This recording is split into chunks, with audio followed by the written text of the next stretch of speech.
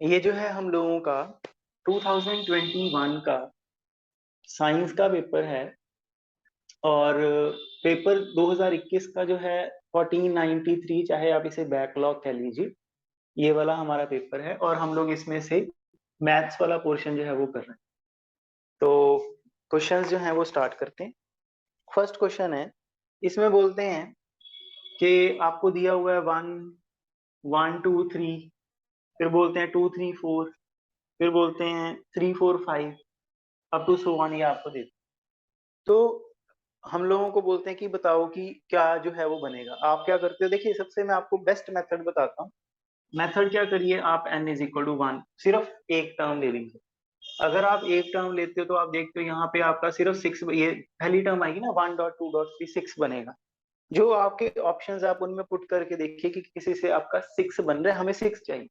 तो आप A option में पुट करते हो 1 × 3 × 4 डिवाइडेड बाय 4, नहीं बना। फिर आप बोलते हो कि ये अगले वाला जो है, ये है आपके पास 1, फिर बन जाता है 4, फिर ये भी नहीं बना। फिर अगला आपके पास बन जाता है 1, फिर बन जाता है 2, फिर बन जाता है 3, फिर बन जाता है 4 डिवाइडेड, ये बन जाता है। ये आपका आंसर हो सकता है। आगे वाला नहीं बनेगा, आप देख सकते हो 1 2 और 3 डिवाइड बाय 4, ये भी नहीं बनता। तो सी पार्ट जो है वो आपका आंसर आ जाता है। आगे सेकंड क्वेश्चन, इसमें बोलते हैं कि जी अपने पास 4 नंबर्स हैं और उनमें से जो पहले 3 नंबर हैं वो जीपी में होने चाहिए और जो अगले 3 नंबर्स हैं वो एपी में होने चाहिए और कॉमन डिफरेंस उनका 6 होना चाहिए। तो आपको ये बताना है। अच्छा, और ये भी लिखा हुआ है first number and fourth number is same. तो बताइए कि नंबर कौन है। अब मेरी बात को बहुत ध्यान से समझिएगा, इस क्वेश्चन को सॉल्व करने की कोई जरूरत नहीं। अपने पास 4 ऑप्शन है, चेक कर लो कि कौन जो है वो जीपी बनती है, जो भी इन्होंने दिया हो। सबसे पहले तो इजीएस्ट थिंग ये है कि पहला और चौथा नंबर सेम होना चाहिए, ऑब्वियसली उन्होंने चारों ऑप्शंस भी सेम डाला हुआ है। फिर आप ये देखते हो कि 8 है, फिर -4 है, फिर उसके बाद जो है वो आपका 2 है, फिर ये 8 है, ये ए ऑप्शन है। आप ऑप्शन देखो, आप बोलो कि जो ऑप्शन है उसके अंदर पहले 3 नंबर जीपी में चाहिए, क्या ये जीपी में बनते हैं। आप देखो ये -½ लगा हुआ है, आप देखो ये -½ ये है जीपी में, ये है जीपी में। फिर उसके बाद आप ये देखो, अगला उन्होंने खुद ही बोल दिया AP with with common difference 6। अगर -4 में 6 ऐड करेंगे तो 2 बनेगा, अगर 2 में 6 ऐड करेंगे तो 8 बनेगा। बिल्कुल ठीक बात है, ये जीपी बन रही है पहली 3 टर्म्स और अगली टर्म्स एपी भी बन रही हैं। यही आपका आंसर। आपको बीसीडी ऑप्शन देखने की जरूरत ही नहीं पड़ी, यहाँ पर ही आपका काम जो है वो खत्म हो जाता है। आगे थर्ड क्वेश्चन, थर्ड क्वेश्चन में हमें बोलते हैं कि जी ये coefficient of x raise to the power 8 जो है वो कितना आएगा। तो आप क्या करते हो, आप ये बोलते हो कि अपने पास x² -1/x की पावर 10 जो है वो हम लोगों को निकालनी है। आप tr+1 निकाल लेते हैं। जब आप tr+1 निकालते हो आप बोलते हो कि ये 10cr साथ में x² की पावर r और साथ में -1/x की पावर जो है वो 10 - r बनेगा। इसका मतलब ये है कि ये आप देख सकते हो 3r - 10 जो है, इस तरह से आपके पास ये चीज है ये बन जाएगी। ठीक है जी, 3r - 10 जो है वो आपके पास x⁻⁸ बनाना था, तो ये चीज जो है ये आपके पास बन जाएगी। तो आप ये देखते हो एक्स,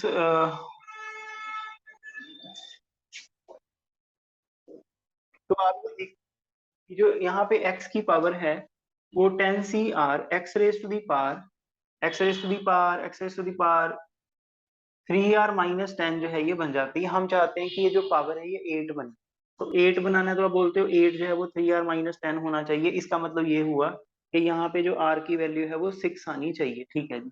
तो आपके पास ये जो जो भी आपके पास ये है, यहाँ पे आप 6 डाल दीजिए। 6 डालोगे तो आपके पास जो है वो 10c6 बच जाएगा और -1 की पावर 4 बन जाएगा। -1 की पावर 4 तो चलो पॉजिटिव ही हो जाना है, तो दिस इज 10c6, यही आपका आंसर जो है ये बन जाता है। आगे आगे आपको बोलते हैं fourth term from the end, कहते हैं इसकी fourth term from the end जो है वो आपको निकालनी है। तो आप क्या करते हो, आप बोलते हो कि इसकी जो fourth term from the end निकालनी है, तो आप क्या करो, 2/x² + x³ की पावर 7 जो है इसकी fourth term from the beginning निकाल दो।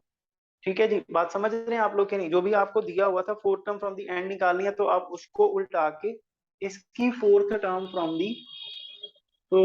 फ्रॉम बिगिनिंग जो है वो आप निकाल दो, तो आपको मिल जाएगी। फिर वही बात है, ये जैसे हम लोगों ने किया 7c4 वो जो आप करते हो, सेम वो चीज जो है वो आपके पास बन जाती है। मैं लिख देता हूँ 7c4 माइनस 2/x² की पावर जो है वो आपके पास 4 आ जाती है। साथ में आपके पास जो है ये x³/2 की पावर जो है वो आपके पास 3 आ जाती है। बाकी आप खुद निकाल लीजिएगा। आगे आगे आपको फिफ्थ क्वेश्चन जो है ये दिया हुआ है। फिफ्थ क्वेश्चन जो है अब थोड़ा सा टाइम कंज्यूमिंग क्वेश्चन है। इसमें बोलते हैं कि बताइए कि इसके नंबर ऑफ रियल रूट्स जो हैं वो कैसे आएंगे।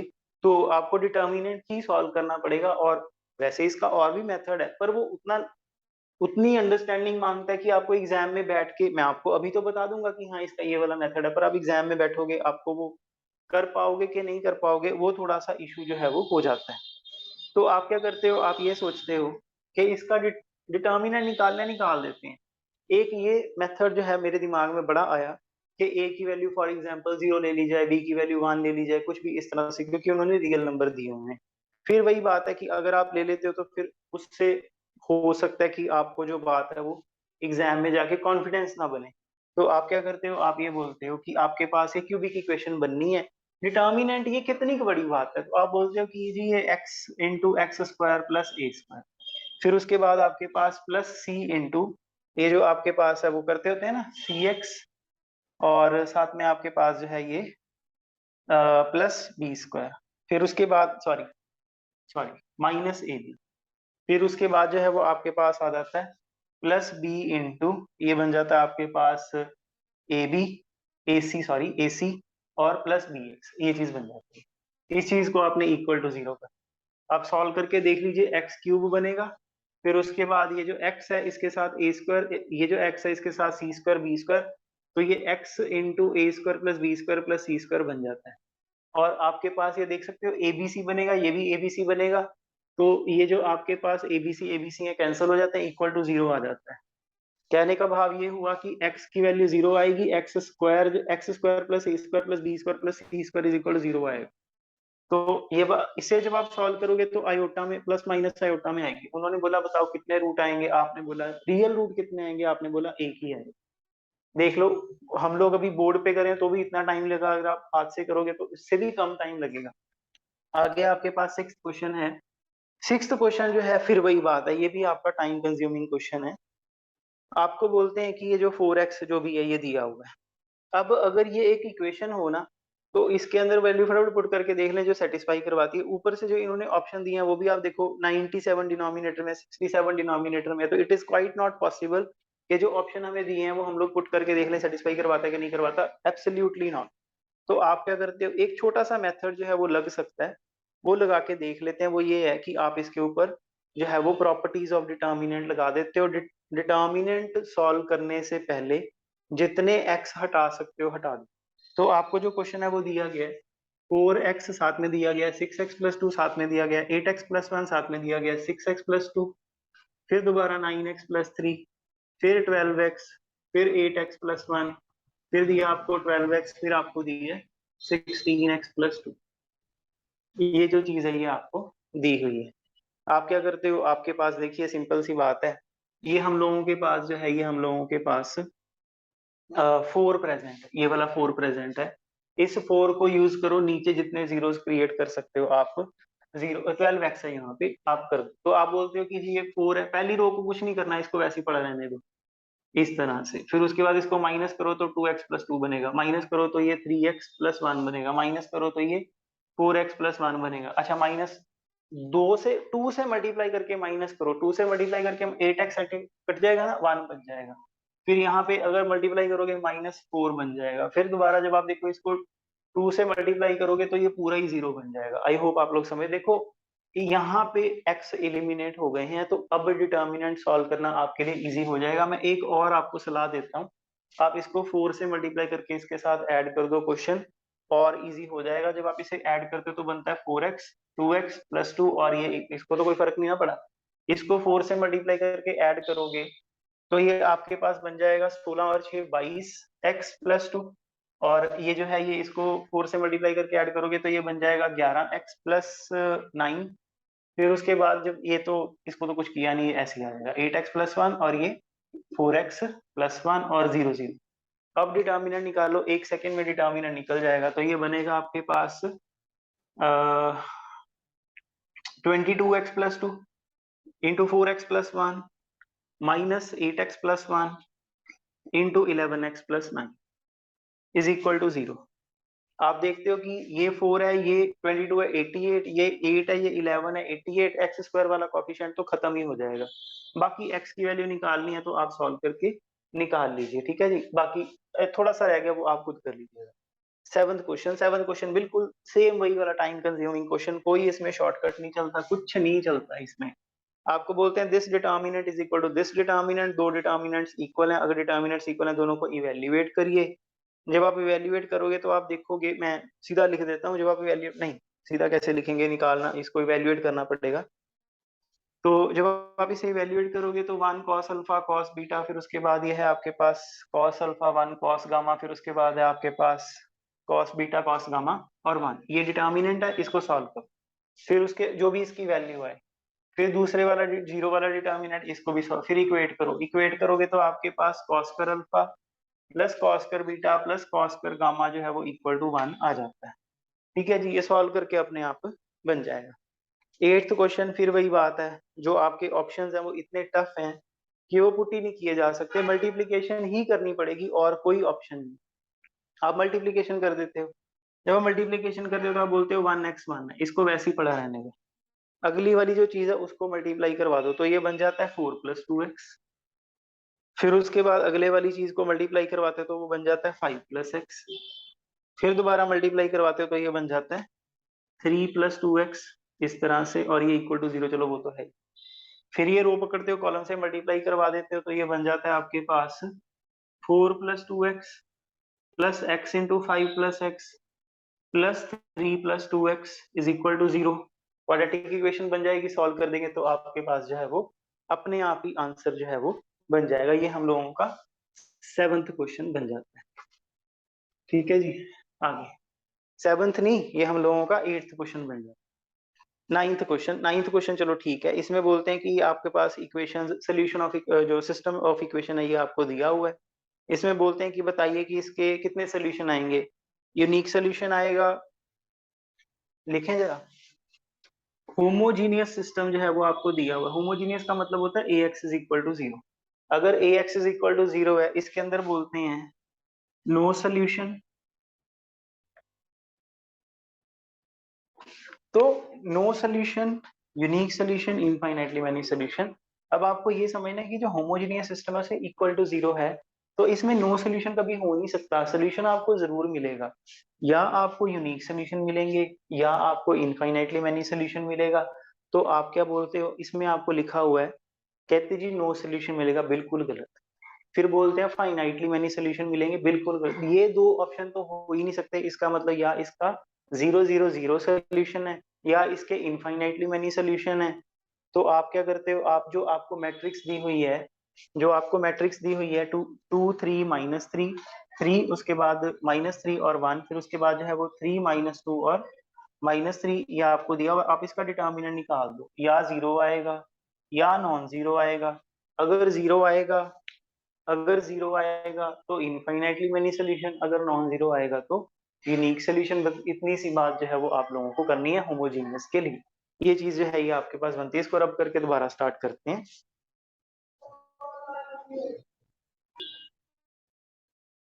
टेंथ क्वेश्चन में बोलते हैं कि मैट्रिक्स का रैंक हम लोगों को फाइंड करना है। तो आप रैंक फाइंड करने लगते हो, आप बोलते हो कि जी ये 3 -1 2 -3 1 2, फिर ये -6 2 4, ये आपको दिया हुआ है। और आप क्या करते हो, आप ये बोलते हो कि रैंक कैसे निकालते हैं हम लोग, है ना। आप बोलते हो कि सबसे पहली बात तो ये आपकी रो है ना, ये वाली रो, ये रो इस रो के बिल्कुल प्रोपोर्शनल है, मतलब सेकंड रो पकड़ो, 2 से मल्टीप्लाई कर दो, माइनस कर दो, खत्म बात। क्या बना, 3 -1 2 -3 1 2 0 0 0। फिर क्या करो, ये पकड़ो, फर्स्ट रो पकड़ो, सेकंड रो में ऐड कर दो तो ये बन जाएगा 3 -1 2 0 0 4 0 0 0। कितना रैंक आ गया, रैंक आपका 2 आ जाता है। 11th क्वेश्चन में बोलते हैं कि दो डाइस जो है वो आपने टॉस किए। जब आपने टॉस किए तो आपको दो डाइस जो है वो आपने टॉस किए, बोलते हैं कि जो स्कोर है वो लेस देन 11 आना चाहिए। स्कोर लेस देन मतलब प्रोबेबिलिटी कहते हैं, जो स्कोर है, सम जो है, जो सम, स्कोर मतलब सम, ठीक है जी, सम जो है वो कहते हैं कि लेस देन 11 आना चाहिए। लेस देन 11 मतलब 2 3 से लेके 10 तक सारे इवेल्युएट करो। बहुत मुश्किल हो जाएगी। इससे बेटर ये है कि आप ये कैलकुलेट कर लो कि probability 1 minus probability x greater than और इक्वल टू 11, जो सम, वो कहते हैं कि 11 जो सम है वो आप निकालो कि 11 से कम आने की प्रोबेबिलिटी क्या है। आप कहते हो 11 से ज्यादा निकाल लेते हैं। अगर ऐसे करेंगे इसका फायदा ये है कि इसमें आपको सिर्फ दो इवेंट कवर करने हैं। दो डाई से है ना, या सम 11 बन सकता था या सम 12 बन सकता था। और 11 तो कब बनता है, सिर्फ दो इवेंट्स में बनता है, 5 6 6 5। 12 कब बनता है, सिर्फ एक इवेंट में बनता है, 6 6। तो तीन इवेंट आपके फेवरेबल हैं, 3/36 और 1 माइनस, तो इतनी आपकी 33/36 जो है वो आपकी रिक्वायर्ड प्रोबेबिलिटी आ जाती है। वही अगर आप इसको काउंट करने लग जाओगे तो आपको 33 इवेंट काउंट करने पड़ेंगे, बहुत टाइम लग जाएगा। आगे आगे जो है वो आपको बोलते हैं 12th क्वेश्चन, सेट थ्योरी का क्वेश्चन है ये। इसमें बोलते हैं कि 1000 पीपल है, 750 पीपल जो है वो हिंदी बोल सकते हैं, 400 पीपल जो है वो बंगाली बोल सकते हैं। तो बोलते हैं कि बताओ हिंदी कितने लोग बोलते हैं। ये जो है ये आप लोगों को दिया गया। आप लोग बोलते हो जी ये अपने पास जो है, ये अपने पास एक सेट है, इसके अंदर 1000 लोग हैं। वैसे स्टेटमेंट गलत है, इसमें ये लिखना चाहिए कि हर बंदा कुछ ना कुछ तो जरूर बोलेगा। तो आप बोलते हो कि ये जो 1000 लोग हैं, क्योंकि क्वेश्चन की स्टेटमेंट जो है उसकी सेंस ये बनती है, अदरवाइज क्वेश्चन सॉल्व नहीं हो सकता। ऐसा भी तो हो सकता है कोई बंदा बीच में पंजाबी बोलने वाला होता, ये भी बात है ना। तो आप बोलते हो कि ये टोटल जो है वो 1000 है, मतलब यूनियन जो है वो 1000 है। जो सिर्फ आपका जो सिर्फ आपका हिंदी वाले लोग हैं वो 750 हैं, और जो आपके कहाँ गए बंगाली हैं वो जो वो 400 हैं। अगर इनको ऐड करते हैं तो 1150 बनते हैं। तो 1000 से ज्यादा तो हो नहीं सकते थे। इसका मतलब आपने ये जो 150 बंदे हैं ये वाले, ये आपने ज्यादा काउंट कर लिया, दो बारी काउंट कर लिया। तो अगर आपको जो मर्जी पूछ लें, आपको बोले बताओ सिर्फ हिंदी वाले कौन से हैं, 600, दोनों वाले कौन से हैं, 150, सिर्फ बंगाली वाले कौन से हैं, 250। सम भी करके देख लो, टोटल 600, 250 और 150 का सम जो है वो 1000 बन जाता है। ये आप लोगों का आंसर है। आगे आपको बोलते हैं 13th क्वेश्चन, ये बहुत बार क्वेश्चन पहले भी आया है। बोलते हैं कि बताओ कौन सा सेट एम्प्टी है। बोलते हैं सारे क्वेश्चनों में लिखा है कि एक्स जो है वो रियल नंबर होना चाहिए। अगर आपने एक्स स्क्वायर -1 0 ले भी लिया तो एक्स की वैल्यू 1 - 1 आ ही सकती है। अगर आपने एक्स स्क्वायर -9 जो है वो 0 ले भी लिया तो एक्स की वैल्यू 3 - 3 आ ही सकती है। अगर आपने जो है वो X square is equal to X plus two ले भी लिया तो X square -x - 2 is equal to 0 हो जाएगा, तो एक्स की वैल्यू जो है वो आपके पास 2 और -1 आ ही जाएगी। फिर उसके बाद आप देखते हो एक्स स्क्वायर प्लस वन, जो X square plus one is equal to, वो तो X is equal to plus minus iota देगा। ये है रियल, तो ले बना नहीं, कोई इमेजिनरी बन गया, इमेजिनरी हमने रखना नहीं। तो 13th जो है उसका ये वाला ऑप्शन बनता है।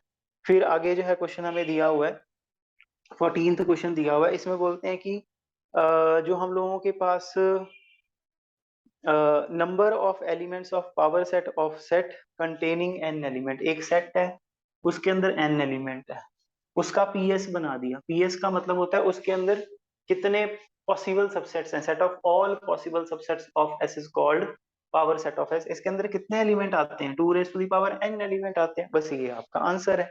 आगे आगे जो है वो आपको बोलते हैं 15th question, simple set theory का बड़ा बेसिक सा क्वेश्चन है।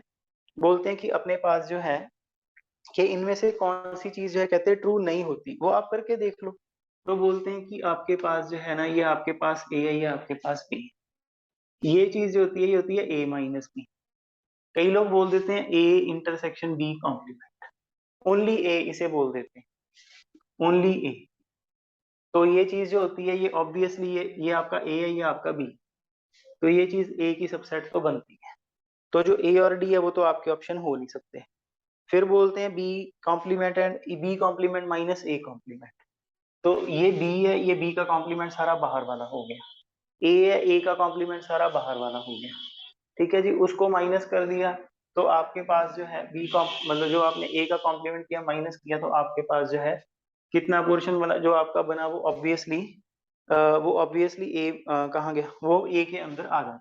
B complement minus A complement जो है वो ए के अंदर आ जाता है।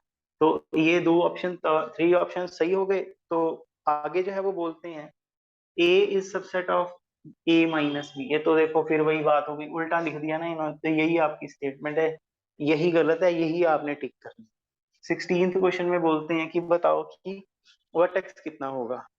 वर्टेक्स हम लोगों को बोलते हैं तो आप बोलते हो कि जी अपने पास जो है 4y² माइनस वाई, और इधर आपके पास जो है वो -6x minus 5 is equal to, कैसे करते हैं ना, इसको इधर ले जाते हैं, ये चीज जो है ये आपके पास है y² माइनस 5। तो आप क्या करते हो, आप इसके ऊपर वो लगा देते हो, क्या बोलते हैं उसे, कंप्लीटिंग द स्क्वायर लगा देते हो। कंप्लीटिंग द स्क्वायर लगाओगे तो आपके पास बन जाएगा 4 into y² minus Y plus 1/4 minus 1/4, और ये बन जाता है 6x प्लस 5।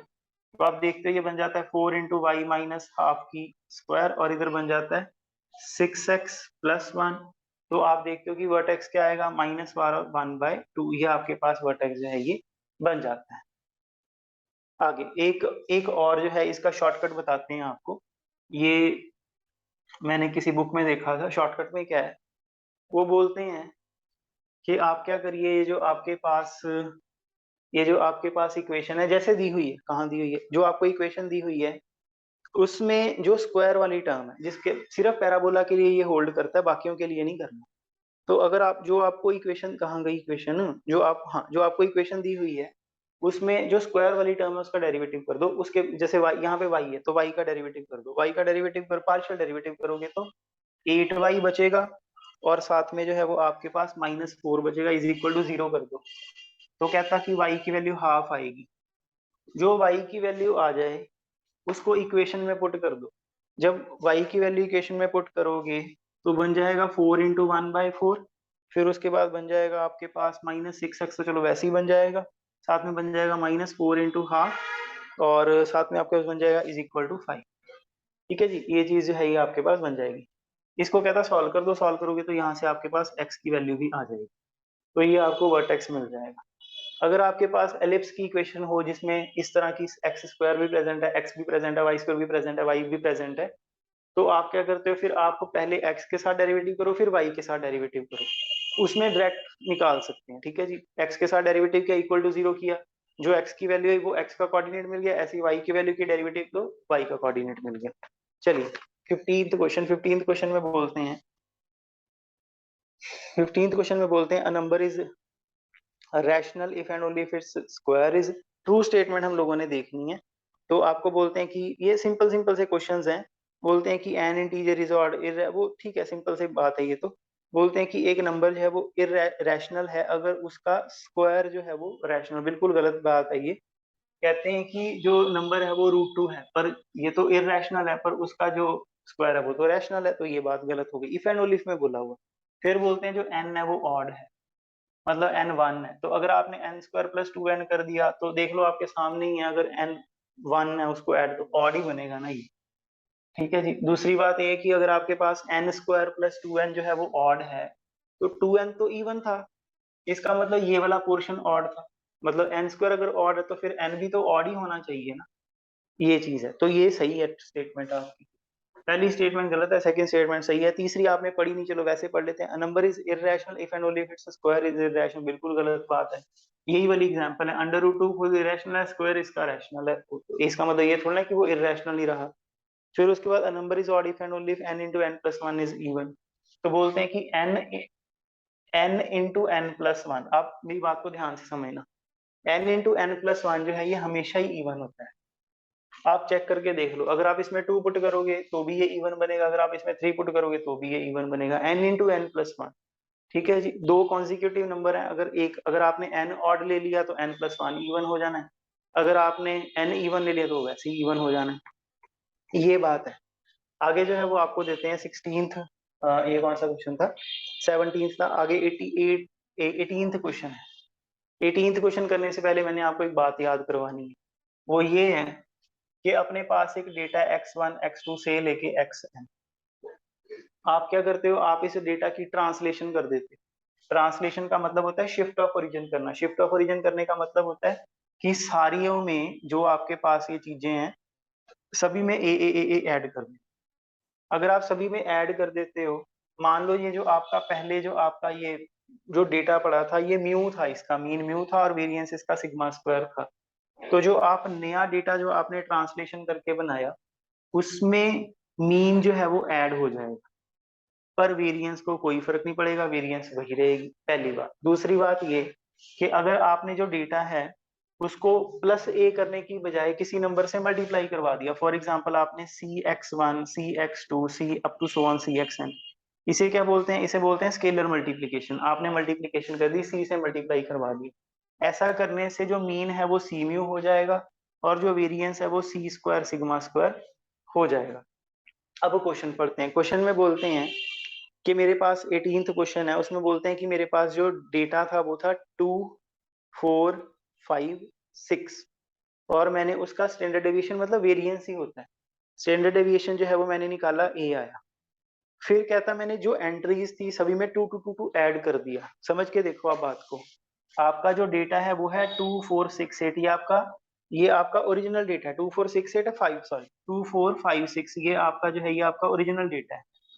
इसका कहते हैं स्टैंडर्ड डेविएशन निकालोगे तो ए आएगा। कहते हैं सारी एंट्री में +2 कर दो, 4 बन गया, 6 बन गया और ये 7 बन गया और ये 8 बन गया। तो क्या इसकी वेरिएंस को कोई फर्क पड़ेगा? कोई फर्क नहीं पड़ेगा, अभी भी ए ही आएगी, क्योंकि आपने ये बोला कि ट्रांसलेशन करने से वेरिएंस को फर्क नहीं पड़ता। ये बात है, बस इतना सा क्वेश्चन है। आगे आगे बोलते हैं कि which of the following does not effect this, ये देखो बिल्कुल यही वाला क्वेश्चन दोबारा उन्होंने एक ही क्वेश्चन दो बार डाल दिया।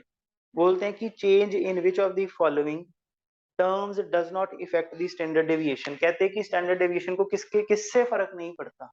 तो आपने बोला कि अगर मैं शिफ्ट ऑफ ओरिजिन कर दूं, अगर मैं शिफ्ट ऑफ ओरिजिन कर दूं तो वेरिएंस को कोई फर्क नहीं पड़ता, पर अगर आपने चेंज ऑफ स्केल कर दिया, डेटा जो है उसको 2 से मल्टीप्लाई कर दिया, 3 से मल्टीप्लाई कर दिया, सी से मल्टीप्लाई कर दिया, तो वेरिएंस जो है वो चेंज हो जाएगा। अब इन्होंने कोई ऑप्शन डाले हुए हैं कि किससे फर्क नहीं पड़ता, ओरिजिन चेंज करने से फर्क नहीं पड़ता, स्केल चेंज करने से फर्क नहीं पड़ता, ओरिजिन एंड स्केल दोनों जने चेंज करने से फर्क नहीं पड़ता, इस तरह से। तो आप बोलते हो कि ओरिजिन चेंज करने से फर्क नहीं पड़ता, चेंज स्केल चेंज करने से इससे फर्क पड़ता है। आगे आगे इसको रब करके दोबारा स्टार्ट करते हैं। क्वेश्चन जो है हम लोगों का ग्रुप है, उसके अंदर 7 मैन और 6 वीमेन हैं और बोलते हैं कि 5% जो है वो आपने सिलेक्ट करने हैं और 5% आपने इस तरह से सिलेक्ट करने हैं कि 3 मैन जो है वो जरूर होने चाहिए। तो आप ये देखिए कि 5% जो है वो आपने सिलेक्ट करना है। 3 मैन आपने बोल दिया होने ही चाहिए, 3 तो आपने पक्की कर दी है ना। तो आप बोलते हो कि 3 मैन हो जाएं, 4 मैन हो जाएं या 5 के 5 मैन हो जाएं। अगर 3 मैन हुए तो साथ में 2 वीमेन आएंगी और अगर ऑब्वियसली फिर 1 वीमेन आएगी और फिर तो कोई वुमेन नहीं आएगी। सिंपल सी बात आप लोगों को समझ आती। अब ये समझिए कि 7 बॉयज में से आपने 3 बॉयज लिए, 7 सीट, जो आपकी 6 लेडीज हैं उनमें से आपने 2 लेडीज ली तो 6C2। अगली बारी आपने बोला कि 7C4 और साथ में जो 6 लेडीज हैं उनमें से एक लेडी ले ली। फिर आपने बोला कि 7 जो जेंट्स हैं उनमें से 5 ले लिए और 6 जो लेडीज हैं उनमें से कोई भी नहीं ली।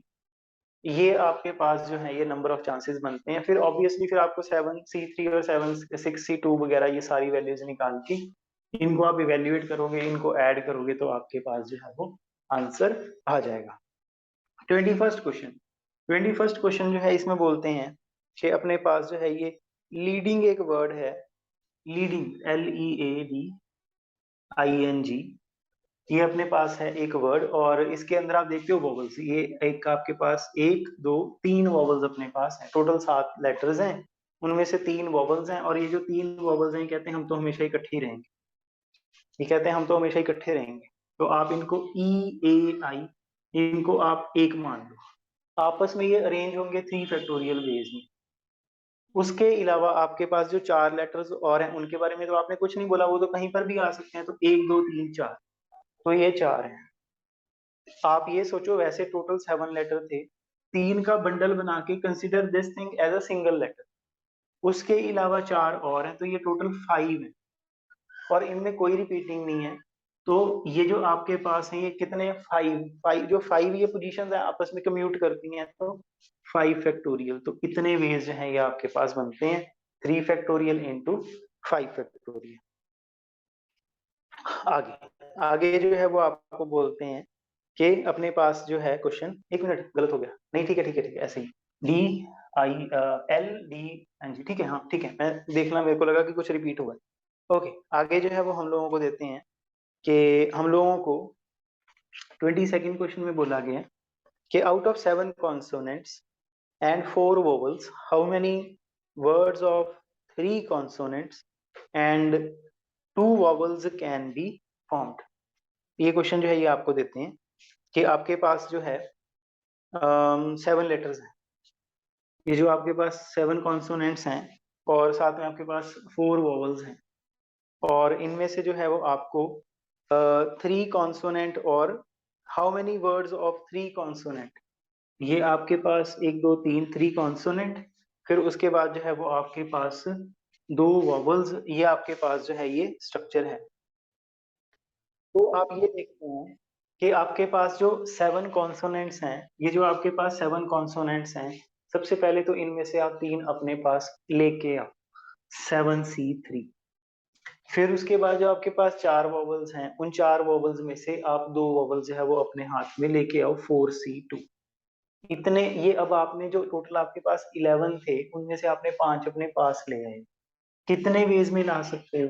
7C3 इंटू 4C2 वेज में ला सकते हो। अभी वर्ड लेटर नहीं बनाया, अभी बनाना है लेटर। मान लेते हैं कि आपने 5 वो जो लेटर लिए, वो आपके पास, फॉर एग्जाम्पल देता हूँ आपको, कि आपने BCD लिया और इधर से जो वोवल थे उनमें से आपने A और E जो है वो आपने ले, ये 5 आपने, अब आपको बोलते हैं ये जो 5 आपने लिए हैं, बताओ इनसे कितने अक्षर जो है वो आप बना सकते हो? तो आप बोलते हो कि इससे 5 फैक्टोरियल जो वर्ड्स हैं वो बन सकते हैं। 5 वर्ड्स अगर आप, 5 लेटर्स अगर आपको दे दें तो आप उसे 5 फैक्टोरियल, समझते हैं बात को?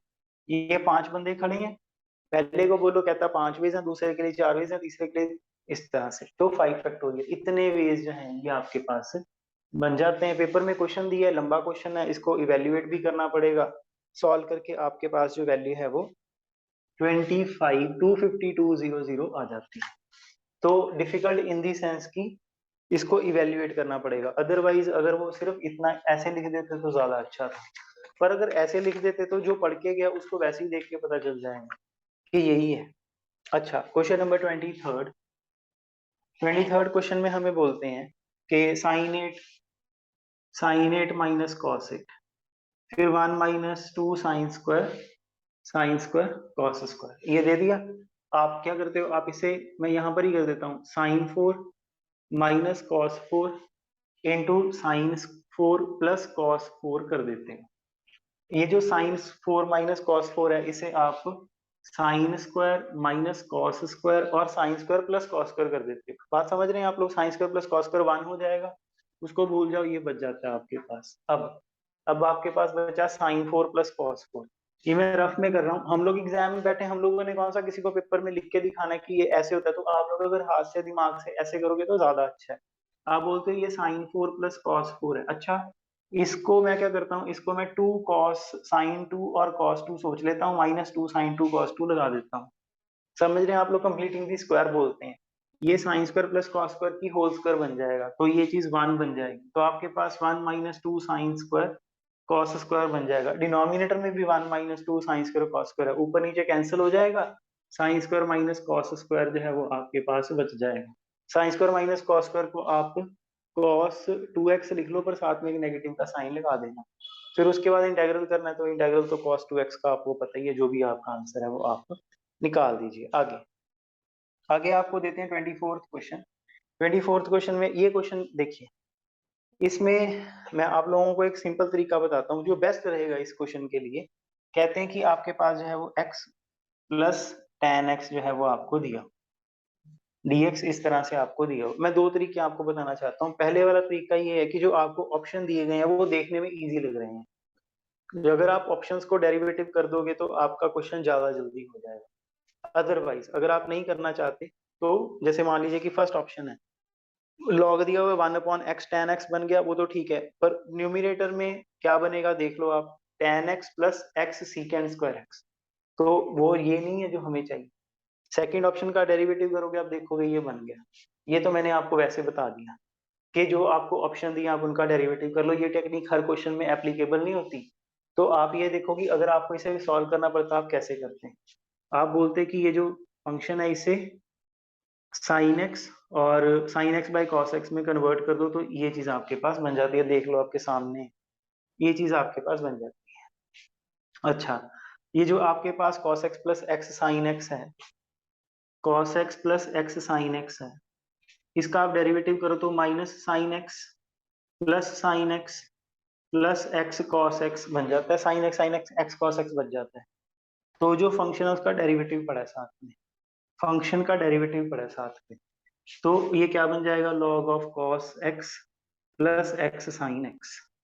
तो ये बात है, जब आपने, मेरा कहने का भाव ये है कि जब आपने tan को sin बाय cos में कन्वर्ट किया तो आपने देखा कि डिनोमिनेटर का डेरिवेटिव न्यूमरेटर में पड़ा, तो आपने डायरेक्टली log लगा दिया।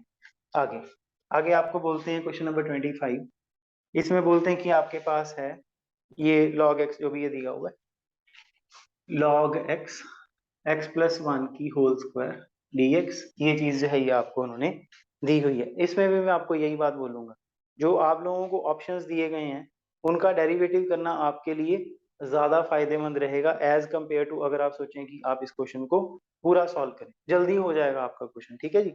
तो आगे जो है वो आप देखते हो, क्वेश्चन नंबर जो है अपना है 26 क्वेश्चन। 26 क्वेश्चन में बोलते हैं कि 1/5 ये दिया हो। अब इस क्वेश्चन में अगर देखिए जो ऑप्शंस है वो सारे tan x/2 में है। अगर आप ऑप्शंस का डेरिवेटिव करोगे तो आपको tan x/2 में आंसर मिलेगा, cos में आंसर नहीं मिलेगा। तो आपका जो काम है वो आपको देखने में लगेगा कि नहीं हो रहा। बेटर क्या है, बेटर ये है कि ये एक टाइप होती है, मैं हमेशा सभी को बताता होता हूँ कि जब आपको सिंगल कॉस या सिंगल साइन दिख जाए तो आप हाफ एंगल फॉर्मूले यूज करो। अगर आपको साइन स्क्वायर कॉस स्क्वायर दोनों चीजें दिख जाएं फिर आप उसे tan में कन्वर्ट कर दो। तो यहाँ पे आपके पास सिंगल कॉस है, आप फॉर्मूला लगाते हो 1 minus ten square 1 plus ten square x/2 फॉर्मूले एंगल में x/2 आ जाएगा, 1 प्लस टेन स्क्वायर उल्ट के ऊपर चला जाएगा। आप एलसीएम वगैरह सारा कर दोगे, उससे आपके पास जो है वो मैं सीधा लिख देता हूँ, ये आपके पास सीकेंट स्क्वायर x/2 साथ में बन जाएगा tan स्क्वायर x/2 प्लस 9, ये चीज आपके पास बन जाएगी। तो tan का डेरिवेटिव ऊपर पड़ा तो आंसर जो है वो आपको अपने आप ही मिल जाएगा। आगे आगे बोलते हैं कि जी अपने पास 27th क्वेश्चन है, इसमें बोलते हैं कि सोल्यूशन ऑफ ये डिफरेंशियल इक्वेशन गिवन है, इसका सोल्यूशन निकाल दो। तो आप बोलते हो कि dy by D X is equal to E raise to the power X minus Y plus x cube E raise to the power minus Y, ये चीज आपको दी हुई है। फिर वही बात है, बेस्ट तरीका सोचो, बेस्ट तरीका वही है कि जो ऑप्शंस आपको दिए गए हैं, क्योंकि देखिए ऑप्शंस का डेरिवेटिव करना बहुत इजी है। इस इन पर्टिकुलर क्वेश्चंस में क्वेश्चन जो आपको ऑप्शन दिए गए हैं उनका डेरिवेटिव करना बड़ा इजी है, एक सेकंड में आपका आंसर। मैं आपको एक एग्जांपल करके दिखाता हूँ, जैसे फर्स्ट पार्ट ही है, जो फर्स्ट पार्ट है वो है e raise to the power y is equal to E raise to the power x plus x raise to the power 4 plus C. आप डेरिवेटिव कर दो, डेरिवेटिव करोगे e raise to the power y का तो e raise to y derivative, इसका e raise to power x plus x cube जी का derivative 0, ये बन जाएगा। E raise to the power y को इधर ले जाओ तो y derivative is equal to E raise to the power x, साथ में e raise to the power x cube और साथ में ए माइनस वाई। तो देखो यही चीज, मतलब हम लोगों ने ये सोचा था कि मान लेते हैं डी ऑप्शन होता, आपको 4 बार डेरिवेटिव करके देखना पड़ता, पर क्वेश्चन उन्होंने बनाया इतना इजी है, पहला ऑप्शन देखा सॉल्व भी नहीं किया, सीधा डेरिवेटिव लगा दिया तो आंसर आ गया। मान लीजिए आपको कहते, आप कहते हैं नहीं ये तरीका सही नहीं है, आप पूरा सॉल्व करके दिखाओ, पूरा सॉल्व कर, आप e raise to the power y को इधर लेके आओगे, इधर लेके आओगे तो ये बन जाएगा e raise to the power y d y by D x, साथ में बन जाएगा e raise to the power x plus x cube, variable separable बोलते हैं इसे।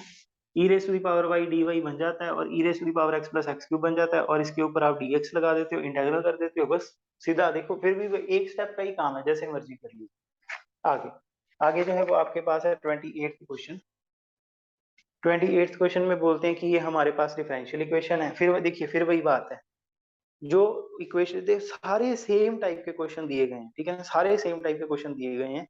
आप देखिए कि जो आपके पास क्वेश्चन है इनको आप, जो आपके ऑप्शंस हैं इनको आप डेरिवेटिव कर दो तो आ जाएगा। नहीं आपको अच्छा लगता है डेरिवेटिव करना, तो आप बोलते हो कि Y derivative minus Y upon X is equal to -1 है, इसको सॉल्व कर लो, तो तब भी आपके पास आंसर जो है वो बन जाएगा। सिंपल क्वेश्चन है ये। तो 29th क्वेश्चन, 29th क्वेश्चन में बोलते हैं कि coordinate of the point where the lines this and this, ये गलत लिखा हुआ है, ये होता है coordinate of the point where the line joining the point this crosses the plane this, ये जो है ये इन्होंने आपको दिया है। देखिए मेरी बात को समझिएगा, ये आपका प्लेन है, ये आपके पास दो पॉइंट, इन दोनों पॉइंटों को ज्वाइन करवा दो। जब ज्वाइन करवाएंगे इस तरह से लाइन बनेगी, वो जो लाइन है प्लेन को एक पॉइंट पे कट करके जाएगी, तो जो पॉइंट आपको कट करके मिलेगा वो पॉइंट बोलते हैं कि बताओ वो पॉइंट कौन सा आएगा। ये हम लोगों का क्वेश्चन है। तो आप लोगों को उन्होंने जो प्लेन की इक्वेशन है वो दी हुई है 3x plus 2y plus Z plus 14 is equal to 0। Best तरीका क्या है? बेस्ट तरीका ये है कि जो उन्होंने आपको पॉइंट दिए हुए हैं ऑप्शंस में, जो पॉइंट दिए पुट करके देख लो कौन सेटिस्फाई करवाता है। तो फॉर एग्जांपल ए पॉइंट है, ए पॉइंट में बोलते हैं 5 6 माइनस 7, 5 6 माइनस 17 पुट करेंगे तो 15 एक आ जाएगा, 6 पुट करेंगे तो 12 आ जाएगा, माइनस 13 आ जाएगा, प्लस 14 आ जाएगा, ये चीज इक्वल टू 0 नहीं बनेगी। बी पार्ट, बी पार्ट में 5 माइनस 6 माइनस 17 आप पुट करोगे तो ये बन जाएगा 15, ये बन जाएगा माइनस 12, ये बन जाएगा माइनस 17 और ये बन जाएगा प्लस 14। तो ये देखो 12 15 12 29 होता है, ये भी 20, तो ये 0 इज इक्वल टू 0 बनता है। ये हो सकता है आंसर। सी देखिए इसमें ना एक बात होती है, अगर आपका एक ऑप्शन सेटिस्फाई हुआ तो उससे आपको तसल्ली नहीं होनी चाहिए। क्यों? क्योंकि जो मान लो उन्होंने 4 पॉइंट दिए, क्या पता तीसरा पॉइंट उन्होंने ये वाला दिया हो, कोई और पॉइंट जो प्लेन के ऊपर लाई करता है। अगर मान लीजिए कि वो ए ऑप्शन में ये वाला पॉइंट उन्होंने दे दिया, आपने पुट करके देखा सेट, आपने बोला यही आंसर है, जबकि आंसर कोई और था। तो आपने इस क्वेश्चन में चारों ऑप्शनों को पुट करके देखना है कि कहीं कोई और तो नहीं पॉइंट दिया हुआ, कोई कॉम्पिटिटर तो नहीं है। तो आप ये जो पॉइंट है, अगला जो भी आपका पॉइंट है -5 6 7, जो भी आप इसको पुट करके देख लीजिए, सेटिस्फाई नहीं होगा। डी पुट करोगे तो भी सेटिस्फाई नहीं होएगा, यही आपका आंसर है। अगले ने सोचा था कि आप क्या करोगे, वैसे मैं आपको प्रोसीजर बता देता हूँ। दो लाइनों से पास होने वाली लाइन की इक्वेशन लिखो, x minus A Y minus B Z minus B divided by a1 minus a2 b1 minus b2 c1 minus c2, where abc a1 b1 c1 and a2 b2 c2 are points. ये हो गया। फिर उसके बाद बोलो कि line तुम्हारे ऊपर एक पॉइंट आएगा, इक्वल टू लैम्डा करके पॉइंट निकालो। फिर बोलो कि पॉइंट जो है वो प्लेन के ऊपर लाई करता है, तो लैम्डा की वैल्यू निकालो। फिर रिवर्स सब्स्टिट्यूट करोगे तो जाके पॉइंट आए। इतना टाइम नहीं पेपर में करने के लिए, जल्दी से जल्दी करना पड़ेगा। समझ रहे हैं आप लोग बात? आगे आगे हम लोगों को बोलते हैं कि हम लोगों का जो क्वेश्चन है 30th क्वेश्चन, 30th क्वेश्चन में बोलते हैं कि बताओ जी एंगल निकालना है। आप बोलते हो जी एंगल निकालना है। एंगल निकालने का मतलब होता है cos theta is equal to b1 dot b2 divide by b1 mod and b2 mod. ये चीज है, ये आपको निकालनी है। तो आप डॉट प्रोडक्ट करते हो, मॉड से डिवाइड करते हो, बस आंसर आ जाता है। सिंपल सा क्वेश्चन है। इसमें एक बात का ध्यान रखना है, एक हम लोग पिछली बार ये क्वेश्चन कर रहे थे, मेरे को याद है, साइंस के एक पुराने किसी पेपर में क्वेश्चन आया था। उसमें क्या था, उसमें उन्होंने जान के चालाकी कैसे मारती, उन्होंने x माइनस 1 दिया, y प्लस 1 दिया, z 1 माइनस जेड डिवाइडेड इस तरह से दे दिया। आप देखते हो कि ये तो 1 माइनस जेड है, हमें चाहिए z माइनस 1। अब आपने इस बात का ध्यान रखना है कि मान लो उन्होंने 2 3 5 दे दिया, तो आपने पहले चेक कर लेना कि 1 माइनस जेड दिया, हमें z माइनस 1 चाहिए, तो z माइनस 1 बनाने के लिए यहाँ पे -5 करना पड़ेगा। तो डायरेक्शन रेशियोज आपने ध्यान करना है कि जो आपको ऑप्शन दिए गए हैं, जो आपको लाइनें दी गई हैं, वो स्टैंडर्ड फॉर्म में x माइनस पॉइंट जो भी है मैटर नहीं करता, x प्लस जो भी है, ठीक है ना, जैसे हमारे केस में दिया हो। तो आपको b1 b2 की वैल्यू 3 5 4 पता है, 1 1 2 पता है, फॉर्मूले में पुट करिए तो आपके पास जो है वो आंसर आ जाता है। ये हम लोगों का क्वेश्चन है। आगे देखते हैं, इसको रब कर देते हैं पहले। आगे हम लोगों का जो क्वेश्चन है वो है 31st क्वेश्चन। इसमें बोलते हैं कि जी ये अपने पास दो लाइनें हैं और इनके बीच में शॉर्टेस्ट डिस्टेंस बताओ। ये क्वेश्चन पहले भी ऐसा एक क्वेश्चन आया था। तो इसमें बोलते हैं आर जो है वो अपने पास a प्लस लैम्डा भी है, और a1 v1 कर लेते हैं, और दूसरा आर जो है वो a2 प्लस म्यू v2 है। दो लाइनें आपको दे दी, तो आपको शॉर्टेस्ट डिस्टेंस का फॉर्मूला याद होना चाहिए। फॉर्मूला है a1 minus a2 dot with b1 cross b2 और divided by b1 cross b2 की मॉडुलस। तो पहले b1 और b2 का क्रॉस निकालिए, फिर डॉट प्रोडक्ट करिए, फिर मॉडुलस निकालिए। हाँ, डिस्टेंस हमेशा पॉजिटिव आता है। इन केस अगर आप डॉट प्रोडक्ट निकालो नेगेटिव आ जाए, फाइनल आंसर आपने पॉजिटिव में कन्वर्ट कर देंगे। आगे आगे बोलते हैं दो प्लेन्स हैं, पैरेलल प्लेन्स हैं। प्लेन कौन से हैं? 2x minus Y plus 3z minus 4 is equal to 0। दूसरा है 3x minus Y plus 3z plus 13 by 3 is equal to 0। ये आपके पास दो प्लेन है। तो आप बोलते हो कि Lx plus M Y plus M Z plus d1 is equal to, और इधर d2 इज इक्वल टू 0। ये आपके पास आ जाते हैं। अगर आप डिस्टेंस निकालते हो तो डिस्टेंस का जो फॉर्मूला है वो है d1 minus d2 modulus divided by l square plus m square plus n square की अंडर रूट। तो ये आपके पास d1 हो गया, ये आपके पास d2 हो गया, दोनों को माइनस कर दीजिए, मॉड लगा दीजिए, बस आंसर आ जाएगा। ठीक है ना? तो बस नहीं, मतलब वो भी करना है। तो -4 माइनस 13/3 की मॉडुलस और साथ में 2 की स्क्वायर प्लस 1 की स्क्वायर प्लस 3 की स्क्वायर की। अब ये खुद सोचो, उन्होंने आपको प्लेन जो है वो पैरेलल दे दी। अगर उन्होंने ना बताया होता तो आपको खुद सोचना पड़ता कि प्लेन पैरेलल है, कैसे दिखेगा? कि एक ऑप्शन है 2, दूसरा है 6, फिर है 1 इसके साथ है 3, ये है 3 इसके साथ है 9। समझ रहे हैं बात आप? तो 2 माइनस 1 3 6 3 9 बिल्कुल, मतलब आप देखते हो ना कोफिशिएंट बिल्कुल सेम है, उससे आपको पैरेलल का पता चलता है। पर जब आपने क्वेश्चन करना है तो आपने ये देखना है कि ये जो आपके कोफिशिएंट है ये सेम बनाने पड़ेंगे। ये नहीं कि आप 6 9 जो 6 3 9 दिया उसमें से अगर आप 13 उठा के यहाँ पे करोगे तो सारी वैल्यू गलत निकलेगी। आगे आगे अपना क्वेश्चन है 33rd क्वेश्चन। 33rd क्वेश्चन जो है वो ग्राफ वाला क्वेश्चन है, ये देख लेते हैं। इसमें बोलते हैं कि अपने पास जो है वो x प्लस वाई जो है ये इस तरह से आपको दिया हुआ है, तो आपको ये पेपर में जब बैठते हैं तो आप फटाफट से ऐसे हल्का सा बना लिया करो। तो जैसे आप देखते हो कि ये आपके पास एक वैल्यू जो है वो 4 के मल्टीपल में आप जा सकते हैं। तो आप बोलो कि एक आपके पास, मैं सीधा लिख देता हूँ, इतना क्या करना, ये आपके पास 24 पड़ा है, यहाँ पे आपके पास 12 पड़ा है, और यहाँ पे आपके पास 12 पड़ा है, यहाँ पे आपके पास 24 पड़ा है। ज्वाइन करोगे तो ये लाइन आएगी, नीचे वाला रीजन आएगा सारा। फिर उसके बाद आपके पास अगली लाइन है, उसके लिए 16 है, 12 और 16 के बीच में कहीं पे 16 आता है, वो ले लो। फिर उसके बाद जो आपके पास अगला है वो है एक्स वाई की वैल्यू 32 आएगी, तो 32 वैल्यू ऊपर यहाँ पे कहीं पे आती है। इन दोनों को ऐसे कट करवा दोगे तो ये आपका रीजन, ये देख रहे हो ना, ये आपका रीजन बन गया। और आपको ये देख पता है, वैसे तो मैं आपको पक्की बात ही बताता हूँ, ये 0 0 पॉइंट बन गया, ये आपके पास जो है ये 16 0 वाला पॉइंट बन गया, ये आपका 0 24 वाला पॉइंट बन गया। दोनों लाइनों को सॉल्व करना पड़ेगा।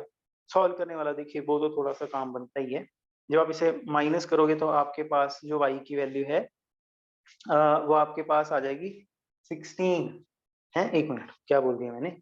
जब आप माइनस करोगे तो इससे आपके पास बनेगा 8, 8 से बन जाएगी वैल्यू 16, तो y की वैल्यू जो है वो 16 बनती है। y की वैल्यू 16 पुट करते हैं तो x की वैल्यू 8 बनती है, तो ये 8,16।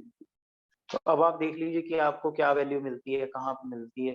सिंपल बात है, देखिए 0 0 पुट करेंगे तो फंक्शन की वैल्यू 0 ही आएगी। फिर उसके बाद अगर ये वाली पुट करेंगे तो कुछ आएगी, ये वाली सारी पुट करके देखेंगे तो आपके पास वैल्यू जो है वो आ जाती है। आगे आगे जो है वो हम लोगों को क्वेश्चन दिया हुआ है, कहते हैं कि 34th क्वेश्चन है ये। 34th क्वेश्चन में बोलते हैं कि ए और बी दो बंदे हैं, और ए जो है वो 60% केसेस में सच बोलता है और जो बी है वो 90% केसेस में सच बोलता है। तो ए जो है वो ट्रुथ फॉल्स ऐसे लिख लेते हैं 60% केसेस में, 40% केसेस में बी जो है वो 90% केसेस में सच बोलता है और 10% केसेस में ये झूठ बोलता है। तो आपको बोलते हैं कि what percent of cases they are likely to contradict each other. Contradict each other का मतलब क्या होता है? देखो, कॉन्ट्राडिक्ट करने का मतलब, देखिए एक बात होती है ना, हम दोनों ही झूठ बोलने लग जाए, तो ए भी झूठ बोल रहा है, बी भी झूठ बोल रहा है, एक ही स्टेटमेंट है मान लो, उसके लिए ए भी झूठ बोलता है, बी भी झूठ बोलता है, किसी को पता ही नहीं चलेगा कि झूठ बोला है, या दोनों ही सच बोल दें। प्रॉब्लम तब है ए बोले सच और बी बोल दे झूठ, या ए जो है वो बोले झूठ और बी बोल दे सच। कॉन्ट्राडिक्शन हो गई। अगर कॉन्ट्राडिक्शन हो, ये आपको नहीं कहा, तो आप बोलते हो कि ये जो आपके पास 80 है ये क्या है 60/100, और ये जो 60/100, और ये फॉल्स का ये 10/100, और ये फॉल्स का 40/100, और ये जो 90/100। तो इसको आप सॉल्व कर लेते तो आपके पास आंसर जो है वो 42% आ जाता है।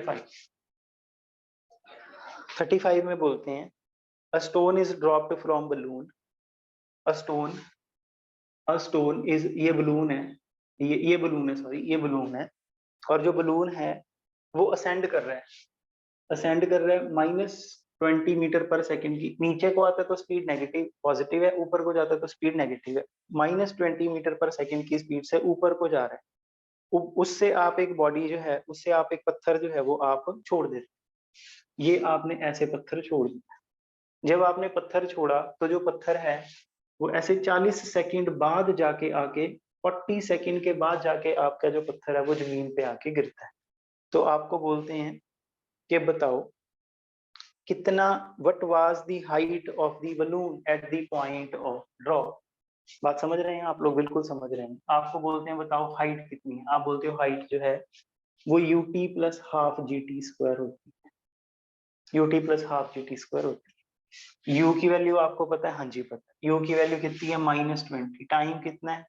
40। और उसके बाद आप देखो हाफ इंटू जी कितनी होती है? 9.8। टाइम कितना है? 40 की स्क्वायर। इस सारे को सॉल्व करो तो ये बन जाता है 4.9 इंटू 1600। ठीक है जी, 40 की स्क्वायर 1600। ठीक है, ये बन जाता है। इसको इसके साथ -800 कर दो तो ये आपके पास आंसर जो है वो बन जाएगा। सिंपल सी बात है, देखो आपके सामने कितना इजी है। आगे आगे आपके पास है 36 क्वेश्चन। 36 क्वेश्चन में बोलते हैं कि एक बॉडी है, उसका मास दिया हुआ है। अच्छा, मास दिया हुआ है 20 किलोग्राम। यूजुअली हम लोगों को मास वाले क्वेश्चंस कम आते हैं, फिर बोलते हैं कि a mass of 20 kg is acted on by a constant force which in 5 second, time जो है वो 5 सेकंड दिया हुआ है, produces a velocity of 15 metre पर second to the body which was initially at rest। पहले स्पीड कितनी थी? 0। अब स्पीड कितनी हो गई? 15। टाइम कितना है लगा? 5 सेकंड का। आपने सिर्फ 5 सेकंड आपने फोर्स लगाया, जो बॉडी थी वो रेस्ट पे थी, उसकी स्पीड बढ़ के 15 मीटर पर सेकंड हो गई 5 सेकंड। ये चीज उन्होंने दी है। तो आपको बोलते हैं बताओ आपने फोर्स कितना लगाया था। ये हम लोगों को फोर्स पूछते हैं, तो फोर्स का यूनिट जो है वो न्यूटनों में होता है। सारे ऑप्शन न्यूटनों में दिए हुए हैं। तो आप देखते हो कि जी पहले तो एक्सेलरेशन बताओ। आप बोलते हो कि v जो है वो u प्लस 80 होता है। u की वैल्यू 0 है, v की वैल्यू उन्होंने 15 दी है और टाइम उन्होंने 5 दिया, तो a की वैल्यू जो है वो अपने आप ही 3 मीटर पर सेकंड स्क्वायर आ जाती है। क्या मेरे को फोर्स पता है क्या होता है? हाँ पता है। फोर्स जो है वो होता है मास इंटू एक्सेलरेशन। न्यूटन का लॉ है ये, न्यूटन का सेकंड लॉ है। तो आपके पास बन जाता है 20 इंटू 3, तो ये आपके पास 60 न्यूटन का फोर्स जो है वो आ जाता है। आगे आगे आपको बोलते हैं 37th क्वेश्चन। 37th क्वेश्चन में बोलते हैं a body moving with velocity 20 metre on level road just come to the bottom of inclined plane of inclination, come to the bottom of inclined plane of 30 degrees, it ascend the plane and just come to rest at the top, what is the length of the plane। ये उन्होंने question दिए। तो थोड़ा ऐसे उन्होंने पता नहीं क्या स्टेटमेंट ज्यादा वो रफ बनाई हुई है, इसको सिंपल तरीके से समझते। ये बॉडी थी जो कार लगा लेते हैं, एक कार थी 20 मीटर पर सेकंड की स्पीड से चल रही, 20 मीटर पर सेकंड की स्पीड से चल रही। आगे पुल आ गया, वो जो पुल आया उसकी जो इंक्लिनेशन है वो 30 डिग्री दी हुई है। आई होप आप लोग मेरी बात को समझते हो सारे। जो इसकी इंक्लिनेशन है वो 30 डिग्री दी हुई है। जो बंदा है वो क्या करता है, जब यहाँ पे पुल पे पहुंचता है ना, यहाँ पे बॉटम ऑफ द पुल पे जब वो पहुंचता है, इंक्लाइंड प्लेन के बॉटम पे जब पहुंचता है, स्पीड तो उसके पास है ही है। वो क्या करता है, वो कहता है कि इंजन बंद कर देता है। इंजन अगर बंद भी कर देगा तो बॉडी तो चल रही है। आई होप आप लोग समझते हो इस चीज को। साइकिल आप चला रहे हो, पेडल मारते हो, पेडल मारना बंद कर देते हो, साइकिल रुकता नहीं है। ब्रेक लगाने पर रुकता, आप ब्रेक नहीं लगाते, वो अपने आप ही चलता रहता है थोड़ी देर। आपको ये फाइंड करना है कि अगर आपने यहाँ पे अगर जो फोर्स है वो लगाना बंद कर दिया तो कितना डिस्टेंस वो ट्रेवल करके रुक जाएगा। कितना डिस्टेंस वो ट्रेवल करके जो बॉडी है वो रुक जाएगी, ये हम लोगों को क्वेश्चन में फाइंड करना है। जो बात समझनी है वो ये है कि अगर जो हमारी बॉडी है वो नीचे को आती है, अगर हमारी बॉडी नीचे को आती है तो आप बोलते हो कि जी लग रही है। अगर आपकी बॉडी एग्जैक्टली ऊपर को जाती है तब आप बोलते हो कि जो आपकी जो बॉडी है उसके ऊपर क्या लग रही है, आपकी बॉडी के ऊपर माइनस जी लग रही है, माइनस जी लग रही है। अब आप लोगों को ये समझना है कि जो आपकी बॉडी है वो 30 डिग्री पे जा रही है। ठीक है जी, वो 30 डिग्री पे जा रही है, जहाँ वो ऊपर को ही रही है, लगती है उसके ऊपर माइनस जी हुई है, पर उसके ऊपर जो इफेक्ट है वो किसका है, उसके ऊपर जो इफेक्ट है वो 30 डिग्री का भी है। ठीक है जी, 30 डिग्री का भी है। तो जो आपके पास ये जो बॉडी ऊपर को जा रही है इस ये जाती है -g cos 30 डिग्री से ऊपर को। ठीक है जी, -g cos 30 डिग्री से ये ऊपर को जाती है। तो आपको रिटार्डेशन मिल गई। अब आपको ये देखना है कि v² minus u² is equal to 2as होता था। यहाँ पे s जो है वो डिस्टेंस है। अब आप ये सोचो, आपकी बॉडी ने स्टार्ट जब किया तो कितनी स्पीड से स्टार्ट किया? 20 की स्पीड से। थोड़े टाइम बाद बॉडी जाके रुक गई, कितनी स्पीड हो गई? 0। और ये क्या है? यह है 2 इंटू एक्सेलरेशन कितनी है? ये -g और साथ में cos 30 की वैल्यू √3/2 होती है और साथ में s। ये चीज है। आई होप आप लोग समझते सारे बात को। तो आप देखते हो कि 2 और 2 कैंसिल हो जाता है, तो आपके पास ये जो s है ये 400/g√3 आ जाता है। इतने मीटर के बाद कहता जी बॉडी जो है वो जाके रुक जाएगी। बाकी इवेल्युएट करना है तो वो आप देखिए, वो तो थोड़ा सा करना पड़ेगा, लंबा पड़ जाएगा क्वेश्चन। तो ये हम लोगों का क्वेश्चन है। और ऊपर से आप ये भी देखिए कि जो ऑप्शन है बिल्कुल क्लोज है, 40.21 40.81 कुछ इस तरह से दिए हैं। ठीक है ना? तो ये आप लोगों को थोड़ा सा जो है वो इवेल्युएट करना पड़ेगा। आगे आगे बोलते हैं, कहते हैं कि 38th क्वेश्चन है। 38th क्वेश्चन में बोलते हैं कि पार्टिकल जो है वो SHM करता है और एम्पलीट्यूड a है। Distance of the point from the centre at which the velocity is half the maximum velocity. ठीक है जी, at which the velocity is. अब ये हम लोगों ने पढ़ा, ये आपकी मैक्सिमम, ये आपका जो पॉइंट है ये, यहाँ से कहते हैं कितनी दूरी पे जो वेलोसिटी है वो मैक्सिमम वेलोसिटी की हाफ हो जाए। तो पहले तो ये सोचो मैक्सिमम वेलोसिटी μ√a होती है, और हर पॉइंट किसी भी पॉइंट के ऊपर वेलोसिटी निकालोगे तो वो μ√a² minus x² under the root होती है। कहते एक ऐसा पॉइंट आएगा जिसके ऊपर वेलोसिटी जो है वो मैक्सिमम वेलोसिटी की हाफ हो जाएगी। तो अगर आप बोलते हो कि जो हमारी वेलोसिटी ये मैक्सिमम वेलोसिटी की हाफ हो जाएगी, ये आ जाएगा म्यू रूट आप कैंसिल कर दीजिए, स्क्वायर करवा दीजिए। स्क्वायर करवाएंगे तो इससे आपके पास x की वैल्यू जो है वो √3/2 a आ जाएगी। सॉल्व करके देख लीजिए, √3/2 a जो है वो आपके पास वैल्यू जो है वो आ जाती है। आगे इसको रब करते हैं। आगे हम लोगों को क्वेश्चन दिया है 39th क्वेश्चन। इसमें बोलते हैं the velocity at maximum height of projectile is half the initial velocity. तो बोलते हैं कि इस तरह से ये जो है ना, ये आपके पास प्रोजेक्टाइल मोशन है और ये जो है ये आपकी u आपकी वेलोसिटी है और अल्फा। बोलते हैं जब मैक्सिमम हाइट पे पहुंच जाएगा, ये मैक्सिमम हाइट है, जब मैक्सिमम हाइट पे पहुंच जाएगा यहाँ पे, तो कहता जो वेलोसिटी है वो इनिशियल वेलोसिटी की हाफ रह जाएगी, हाफ रह जाएगी। ये चीज जो है ये उन्होंने आपको बोली हुई है। अब होता क्या है, होता ये बात ये हुई कि जब आपकी बॉडी चलती है तो जैसे जैसे वो चल रही है वैसे वैसे उसकी डायरेक्शन भी चेंज होगी। ठीक है जी, पहले आपकी बॉडी सिर्फ इस डायरेक्शन में चलती थी, थोड़े टाइम बाद जो आपकी बॉडी है वो ऐसे हो जाती है, और अगर वो ऐसे होती है तो आप देखते हो कि उसके दो वेलोसिटी जो है उसके दो कंपोनेंट बनते हैं, एक उसका x कंपोनेंट, एक y component. In the same way जब आपकी बॉडी जो है वो सेंटर पे यहाँ पे जब आपकी बॉडी पहुंच जाती है उस टाइम पे उसका एक x कंपोनेंट बनता है, एक y कंपोनेंट। तो जो उसका y कंपोनेंट है वेलोसिटी का वो 0 हो जाता है, और जो वेलोसिटी का x कंपोनेंट है बस वो रह जाता है कितना? u cos alpha. ठीक है जी, u जो साइन थीटा वाला जो कंपोनेंट है वो, ये वाला जो आपका अभी y वाला जो कंपोनेंट है वो 0 हो जाता है, और इधर को वो चलता है। क्योंकि जब ये बिल्कुल इस पॉइंट पे होगा तो इसकी जो वेलोसिटी है वो टेंजेंट के जैसे टेंजेंट बनता है ना, टेंजेंट मतलब एक्स एक्सिस के पैरेलल बन जाता है। तो वाई एक्सिस में उसकी कितनी वेलोसिटी है? 0 वेलोसिटी है। वाई एक्सिस में वो मूव ही नहीं करता उस टाइम पे, तो आपके पास ये वेलोसिटी बन जाती है। एज ए रिजल्ट अगर आपको बोला जाए कि ये जो टॉप पोजीशन है, ये वाली पोजीशन, इसके ऊपर वेलोसिटी कितनी होगी, तो आप बोलते हो कि u cos अल्फा इसकी वेलोसिटी होगी। इनडायरेक्टली आपको u cos अल्फा जो है वो u/2 दिया है, तो cos अल्फा जो है वो 1/2 दिया है, तो अल्फा जो है वो आपको 60 डिग्री दिया है, 60 डिग्री दी है। तो जब आपको ये 60 डिग्री दे दिया तो आप बोलते हो कि क्वेश्चन क्या है, क्वेश्चन देख लेना, पहले देखा नहीं क्वेश्चन। क्वेश्चन ये है कि if the velocity at maximum height of the projectile is half the initial velocity, range निकालनी है, ठीक है जी।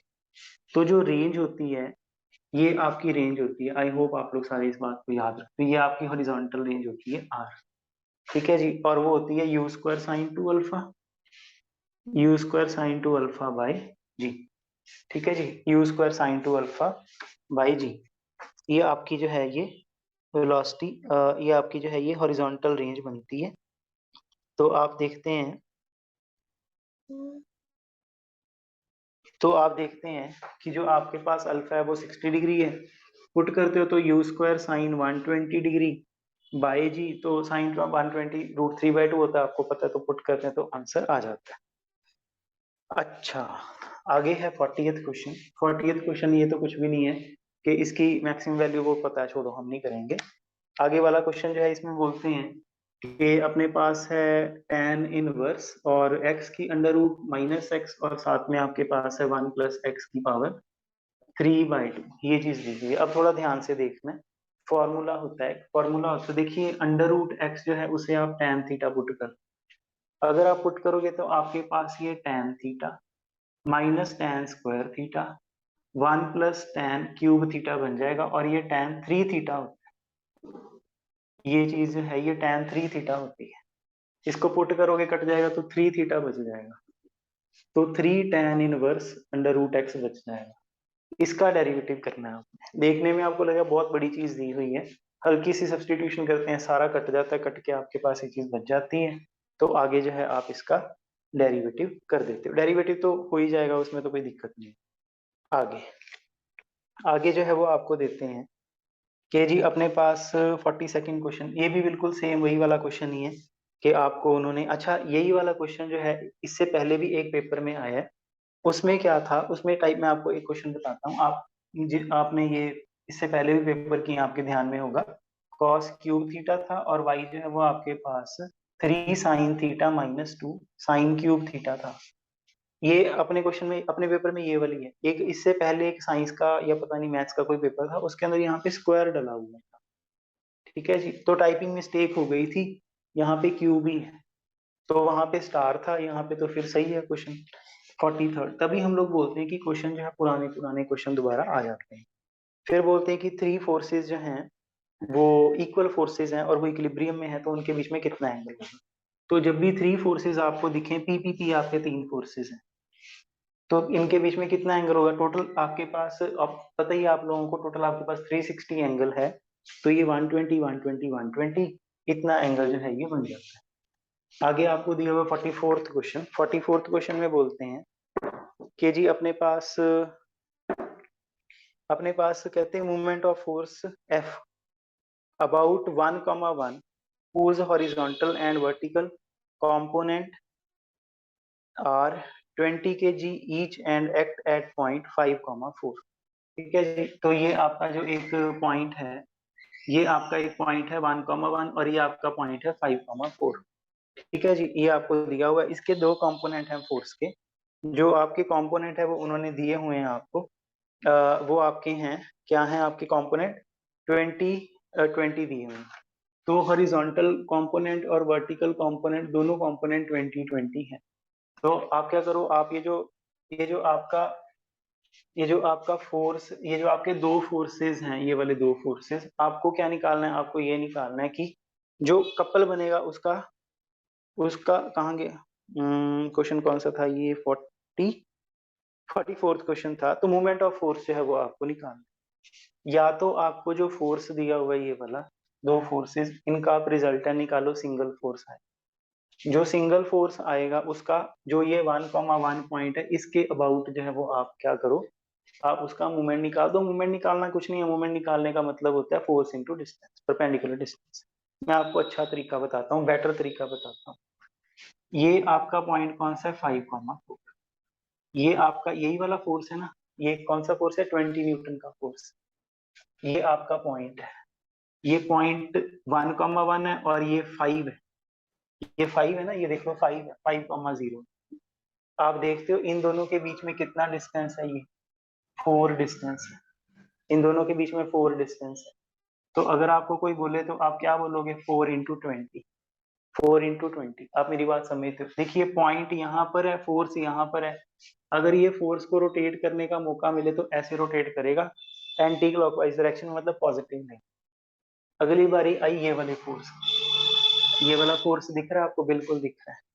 ये वाला आपका फोर्स है, ये वाला मैं हाईलाइट कर देता हूँ, ये आपका फोर्स है।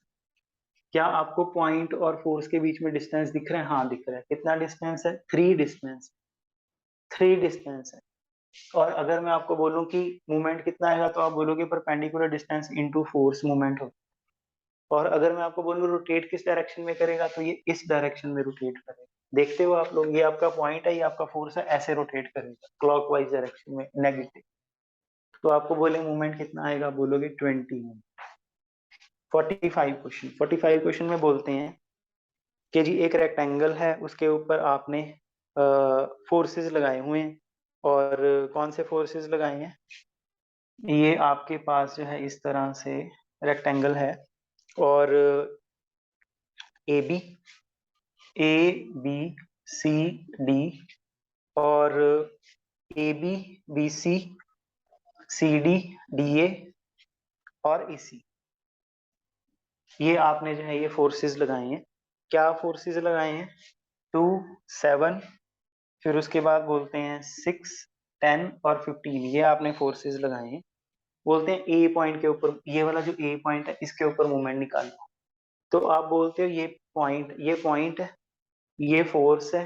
मूवमेंट क्या होता है? Force multiply by distance. ये फोर्स है, पॉइंट के ऊपर ही पड़ा है। ये फोर्स है, ये पॉइंट के ऊपर ही पड़ा है। तो फोर्स का पॉइंट के साथ डिस्टेंस कितना है? 0 डिस्टेंस है। 2 × 0, ये 10 फोर्स देख रहे हो आप, ये भी पॉइंट के ऊपर ही पड़ा है, 10 × 0। ये 15 फोर्स देख रहे हो, ये भी फोर्स के ऊपर ही पड़ा है, तो सॉरी पॉइंट के ऊपर ही पड़ा है, 15 × 0। अब 3 फोर्सेस गए, 2 रह गए। ये आपका पॉइंट है, ये आपका फोर्स है आपका 7, देख लो चाहे। ठीक है जी, फोर्स है आपका 7। फिर उन्होंने लेंथ और ब्रेड्थ भी दी हुई थी, वो यूज कर लेते हैं।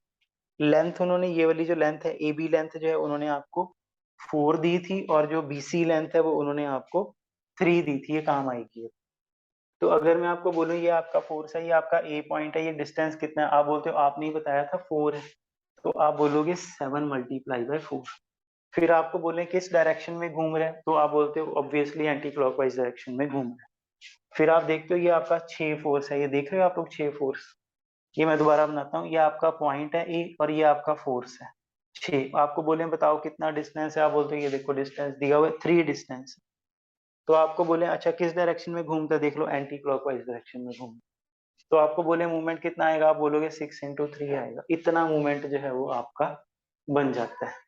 आगे 46 क्वेश्चन में आपको बोलते हैं कि जी अपने पास दो फोर्सेस हैं 120 के एंगल के ऊपर एक्ट करते हैं।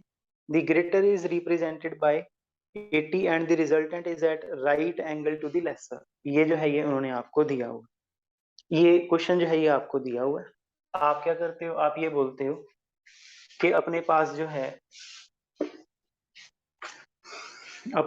है एक फोर्स है, ये है 46 क्वेश्चन। इसमें बोलते हैं कि अपने पास एक फोर्स है, दो फोर्सेस हैं, और जो फोर्सेस है वो 120 डिग्री के एंगल पे एक्ट करते हैं। जो आपका रिजल्टेंट है वो छोटा फोर्स जो है उसके साथ 90 डिग्री का एंगल बनाता है। ये छोटा फोर्स है, ये बड़ा फोर्स है, उसके साथ 90 डिग्री का एंगल बनाता है। और जो बड़ा फोर्स है वो 80 किलोग्राम है। ठीक है जी, two forces act at angle 120, greater is represented by 80, resultant is right angle to the lesser, find the कम फोर्स। जो छोटा फोर्स है वो फाइंड करो, ये हम लोगों को निकालना है। तो ये हम लोगों का काम है। अब आप खुद सोच के देखो कि tan थीटा जो था, अगर आप ध्यान लगाओ जरा, tan थीटा जो था वो Q sine alpha divided by P plus Q cos alpha होता था, अगर आपके ध्यान में हो। यहाँ पे थीटा की वैल्यू 90 डाल दी है। अगर यहाँ पे थीटा की वैल्यू 90 डाल दी, इसका मतलब इन्फिनिटी बन गई। इन्फिनिटी कैसे बनी होगी, आप खुद सोच के देखो। tan थीटा जो है वो 90 हो गई, इन्फिनिटी बन गई। कैसे इन्फिनिटी बन गई? क्योंकि ये 1/0 था, इसका मतलब डिनोमिनेटर 0 हो गया। इसका मतलब डिनोमिनेटर जीरो हो गया, इसका मतलब p plus Q cos alpha zero हो गया, यही बात है ना इसका मतलब। तो आप बोलते हो कि q की वैल्यू कितनी आएगी, जो अच्छा p plus Q cos alpha, ठीक है जी। तो ये आपका p है और ये आपका q है, ठीक है जी। तो आप बोलते हो कि p की वैल्यू जो है वो कितनी आएगी, माइनस क्यू कितना है देखना जरा, 80 डिग्री, और अल्फा कितना है 120 डिग्री, ठीक है जी। अल्फा 120 डिग्री मतलब cos 120 डिग्री मतलब sine 30, minus sine 30, minus sine 30 मतलब हाफ, तो minus 30 minus 80 sorry into minus half, ये आपके पास जो है ये क्या बन जाता है, ये आपके पास छोटा फोर्स जो है ये बन जाता है। बड़े आराम से आप लोगों को मेरी बात जो है वो सभी को समझ आनी चाहिए। इसको रब करके दोबारा स्टार्ट करते हैं। आगे जो है क्वेश्चन है हमारा 47th क्वेश्चन। तो 47 क्वेश्चन में आप देखते हैं, कहते हैं कि two forces equal to 3p and p respectively act at a point, ठीक है जी। 3p और p फोर्सेस जो हैं एक्ट एट अ पॉइंट, चलो जी 3p और p फोर्स जो है वो एक्ट एट अ पॉइंट। फिर वो बोलते हैं this second is doubled and first is increased by 8 kilogram. जो फर्स्ट फोर्स है उसको आपने 8 बढ़ा दिया, और जो सेकंड फोर्स है उसको आपने क्या कर दिया, उसको आपने डबल कर दिया, 2p कर दिया। तो कहते अगर आपने ऐसा किया तो डायरेक्शन जो है वो remain unaltered, what is the value of p, ये पूछते हैं। तो आप बोलते हो कि ये मेरा रिजल्टेंट है, ये मेरा ये नहीं कह रहे कि रिजल्टेंट चेंज नहीं होएगा, रिजल्टेंट चेंज हो जाएगा, डायरेक्शन ही चेंज होगी। इसका मतलब अगर ऑलरेडी थीटा था, अभी भी थीटा ही है, ठीक है जी, अभी भी थीटा ही है, ये हमारा क्वेश्चन है। तो आप क्या करते हो, आप ये बोलते हो कि पहले केस में अगर मैं आपको बोलूं कि tan थीटा कितना आएगा, तो आप बोलते हो कि जो tan थीटा है वो आना चाहिए q sine alpha divided by p plus Q cos alpha, मतलब p plus Q cos alpha. और अगर दूसरे केस में आपको बोले तो आप बोलते हो कि जो एंगल है वो आना चाहिए p प्लस 8, है ना, यहाँ पे सॉरी 2p, q की वैल्यू 2p हो गई है, साथ में आपके पास एंगल, आपने बोला एंगल नहीं चेंज होएगा, एंगल उतना ही रहेगा। फिर आप बोलते हो कि 3p प्लस 8, और साथ में आप बोलते हो कि plus p cos alpha. p क्यों लिख रहा है, यहाँ पे गलत लिख दिया, यहाँ पे आएगा 2p, क्योंकि फोर्स चेंज कर दिया 2p हो, ये बन जाता है। एंगल एंगल सेम एंगल आप इक्वेट कर देते हो, इक्वेट करते हो तो इससे आपके पास जो है वो सॉल्व करके वैल्यू जो है वो आ जाती है। आगे आगे जो है वो आपको बोलते हैं कि जी अपने पास 48th क्वेश्चन है। तो 48th क्वेश्चन जो है इसमें बोलते हैं कि जो आपके पास z है वो है √3 प्लस आयोटा बाई 2, ठीक है जी। ये क्वेश्चन जो है इसमें पावरें निकालनी है, बड़ी बड़ी पावर है। तो आपको क्या करना चाहिए, आपको ये देखना चाहिए कि अगर आयोटा कॉमन निकाल लें तो आयोटा कॉमन निकालने पे √3 बाय आयोटा प्लस 1 बन जाएगा डिवाइड बाय 2 आयोटा, और ये आप देखते हो कि 1 माइनस √3 आयोटा बाय 2 बन जाए।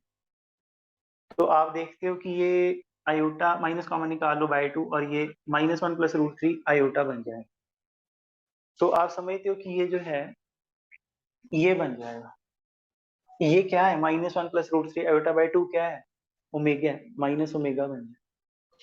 तो अब ये आपको समझ आया कि z उन्होंने सीधा नहीं बताया कि माइनस आयोटा इंटू ओमेगा आपको निकालना पड़ा। डिफिकल्ट क्वेश्चन है, पेपर में बैठ के सोचना पड़ जाता होता है।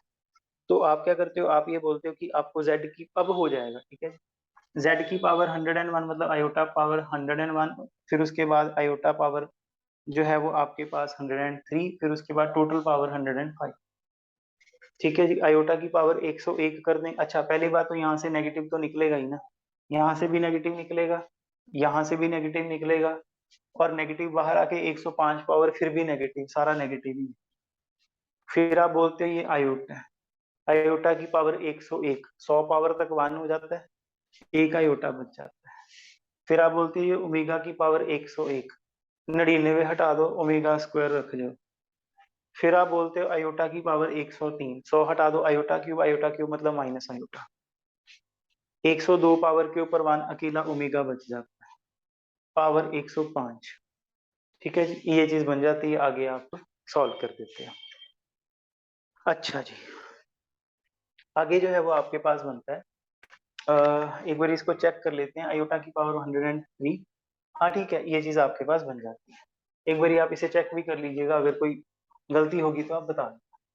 49th क्वेश्चन, 49th क्वेश्चन हम लोगों ने, ये हमारे पेपर में रिपीट हुआ हुआ क्वेश्चन है।